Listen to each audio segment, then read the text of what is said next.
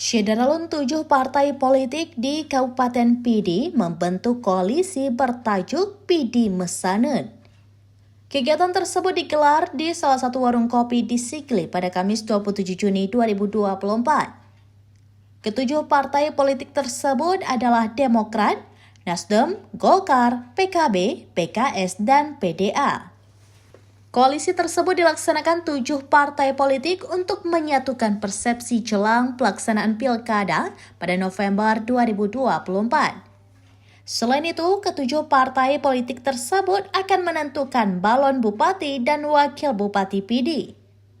7 partai tersebut memiliki 21 kursi di DPRK Pidi, yakni Demokrat 4 kursi, Nasdem 4 kursi, Golkar 4 kursi, PKB 4 kursi, PAN 3 kursi, PKS dan PDA masing-masing 1 kursi.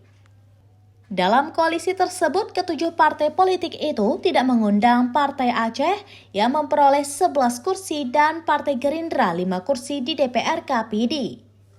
Sementara Partai Adil Sejahtera Aceh yang memperoleh 3 kursi di DPRK Pidi tidak hadir. Kegiatan koalisi yang dilakukan 7 partai politik berakhir dengan tidak menetapkan pasangan balon bupati dan wakil bupati Pidi pada Pilkada 2024. Penentuan balon bupati dan wakil bupati Pidi masih menunggu hasil survei. Balon bupati dan wakil bupati Pidi yang diusung itu yang memiliki niat baik untuk membangun Kabupaten Pidi. Dari Pidi, Muhammad Nazar, Suramdinews.com.